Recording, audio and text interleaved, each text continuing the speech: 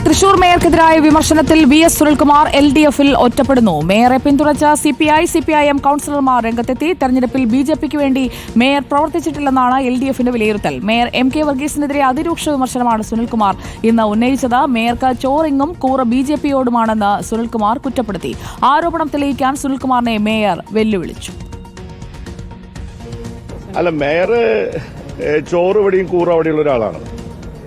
അപ്പൊ അദ്ദേഹം ഇപ്പോൾ BJP സംസ്ഥാന പ്രസിഡന്റിന്റെ കയ്യിൽ നിന്നും കേക്ക് സ്വീകരിച്ചതും കേക്ക് കൊടുത്തതിന് ഞാൻ കുറ്റം പറയില്ല. കാരണം BJPയുടെ സംസ്ഥാന പ്രസിഡന്റ് ആർക്കും കേക്ക് കൊടുക്കാം. പക്ഷെ കേരളത്തിൽ ഒരുപാട് മേയർമാരുണ്ടായിട്ടും തൃശൂർ മേയർക്ക് മാത്രം പ്രത്യേകം കേക്ക് കൊണ്ടു കൊടുക്കുന്നത് വഴിതെറ്റി വന്ന് കേക്ക് കൊടുത്തിട്ടുള്ളതല്ല. അതൊക്കെ എനിക്കതിൽ യാതൊരു അത്ഭുതം തോന്നിയിട്ടില്ല.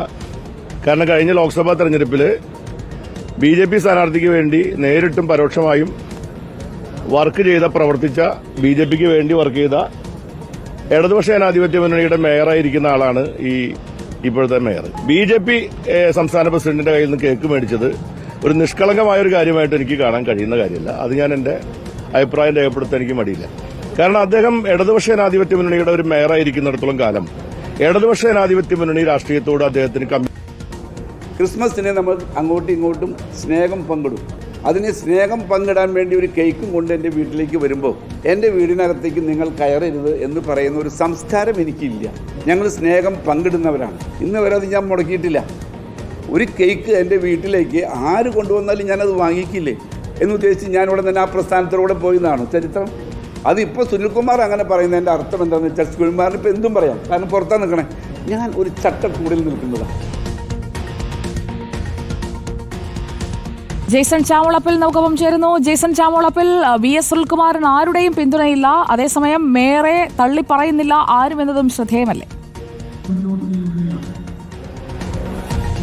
സുജിയ, തീർച്ചയായും കഴിഞ്ഞ കുറേ നാളുകളിൽ ഒരു ഇടവേളയ്ക്ക് ശേഷമാണ് mayor versus VS Sunilkumar fight വീണ്ടും തുടങ്ങിയിരിക്കുന്നത്.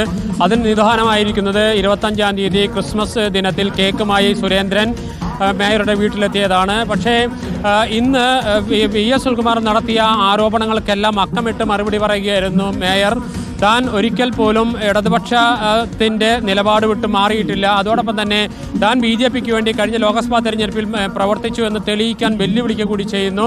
അതോടൊപ്പം അതിനേക്കാളേറെ പ്രസക്തമാകുന്നത് CPIയുടെയും CPMന്റെയും കൗൺസിലർമാരും ജില്ലയിലെ പ്രധാന നേതാക്കളുമായ രണ്ടുപേരും മേയർക്ക് പിന്തുണയുമായി രംഗത്തെത്തിയെന്നത് തന്നെയാണ്. മേയറിൽ തങ്ങൾ പൂർണ്ണമായ വിശ്വാസമുണ്ട്. മേയർ ഒരിക്കൽ പോലും BJPക്ക് വേണ്ടി പ്രവർത്തിച്ചില്ല എന്നടക്കമുള്ള വാദങ്ങളുമായി അവർ രംഗത്തെത്തുന്നു. അതോടുകൂടി ഈ വിഷയത്തിൽ VS സുനിൽകുമാർ ഒറ്റപ്പെട്ടു എന്ന് തന്നെ വേണം കരുതാൻ.